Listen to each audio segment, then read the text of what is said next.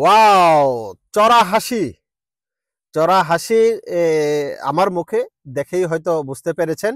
বাংলাদেশ দল অনেকদিন পরে আমাদেরকে একটি ভালো মুহূর্ত উপহার দিয়েছে, জয়ের স্বাদ দিয়েছে।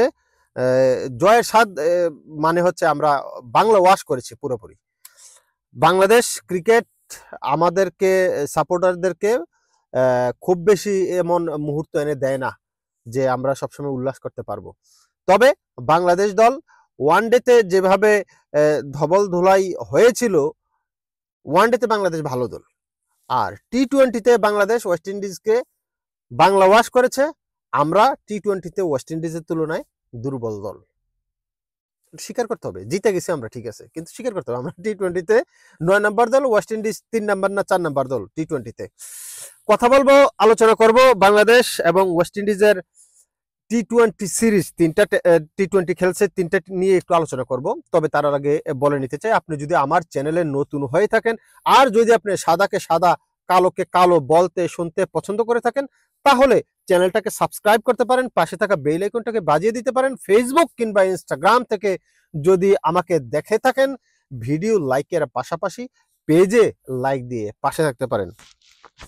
সাদাকে সাদা কালোকে কালো বলিব, সাদাকে কালো কালোকে সাদা বলিতে পারিব না, আইসক্রিম ব্যতীত কারো পা চাটিতে পারিব না। Hello viewers, it's me Rony bro, welcome to another new video. আজকে কথা বলার ধরনটা একটু অন্যরকম। আমরা জিতে গেছি ভাই, আমরা জিতে গেছি। বাংলা সিনেমায় বলে না অনেক সময়, মা আমি দেখতে পাচ্ছি, আমি দেখতে পাচ্ছি, আমি সবকিছু দেখতে পাচ্ছি। তো আমরা এমন ভাবে বলতেছি যে আমরা জিতে গেছি, আমরা জিতে গেছি, আমরা বাংলা ওয়াশ করে দিচ্ছি ওয়েস্ট ইন্ডিজকে। অসাধারণ জয়। এক কথায় টিম ওয়ার্ক যাকে বলে, টিম এফোর্ট যাকে বলে, টি-টোয়েন্টি সিরিজে আমরা সেটাই দেখলাম। প্রথম টেস্ট, প্রথম টি-টোয়েন্টি বাংলাদেশ 147 রান করেছিল, সেখানে আমরা 7 রানে জয়লাভ করেছিলাম। সেকেন্ড টি-টোয়েন্টি আমরা 129 রান করেছিলাম, সেখানেও আমরা কত রানে জিতলাম মনে নাই।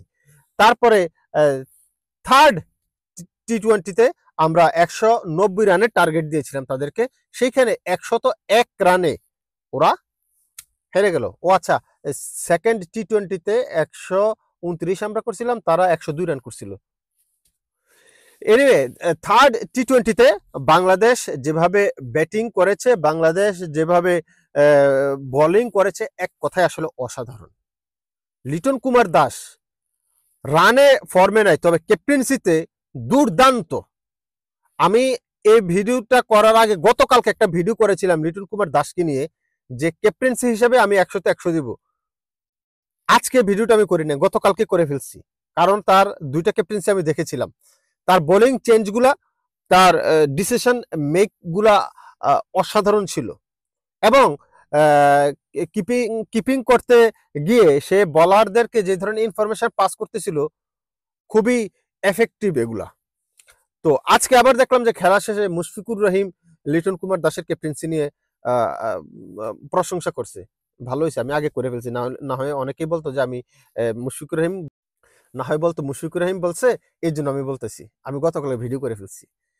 এনিওয়ে, লিটন কুমার দাস যথারীতি ওপেনিং এ নেমেছিল, কারণ হচ্ছে সৌম্য সরকার আজকে ইনজুরির কারণে খেলছে না।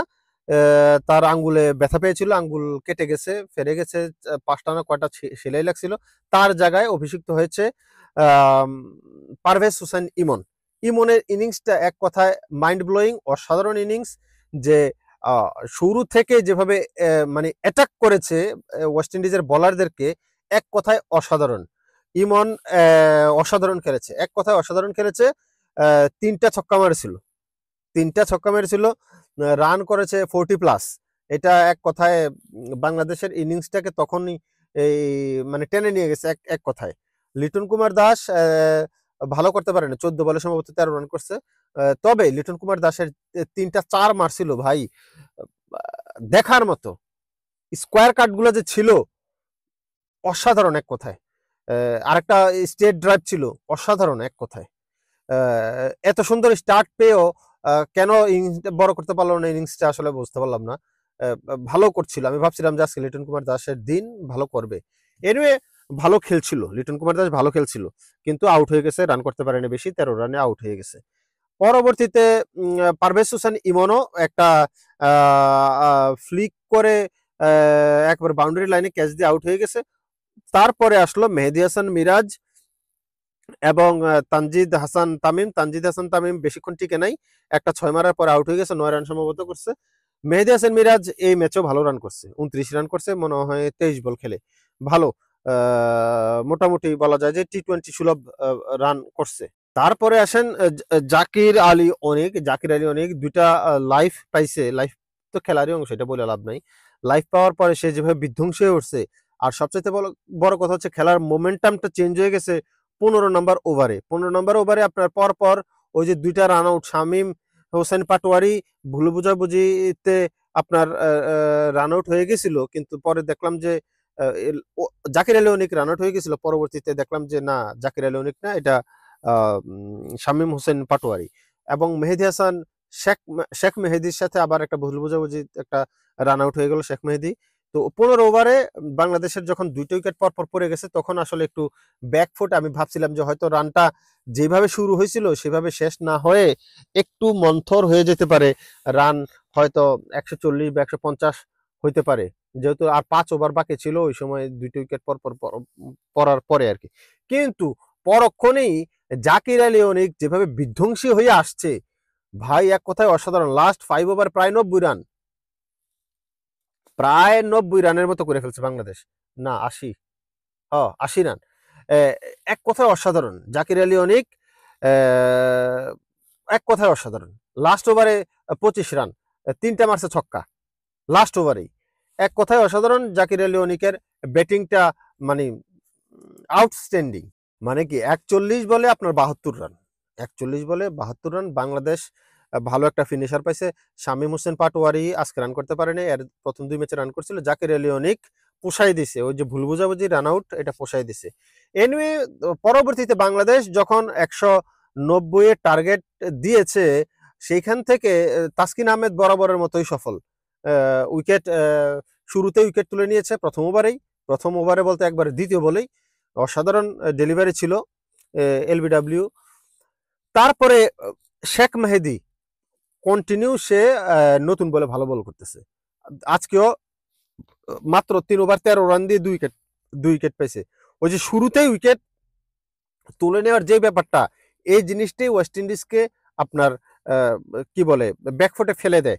3টা ম্যাচে আমি দেখলাম যে শুরুতে বাংলাদেশ উইকেট নিয়ে নিতেছে, আর সেখান থেকে ওয়েস্ট ইন্ডিজ কামব্যাক করতে পারতেছে না। তো ওয়েস্ট ইন্ডিজ মূলত একেবারে এই 3 নাম্বার ম্যাচে ধস নামছে যখন 45 রান ওইখানে 3টে উইকেট চলে গেছে, ওইখান থেকে কোমরটা আসলে ভেঙে গেছে। তার পরবর্তীতে যখন বলাররা স্পিনাররা আসলো, কি বলে রিশাদ আসলো, কিংবা শেখ মেহেদি তো শুরু থেকেই চাপে রাখছে।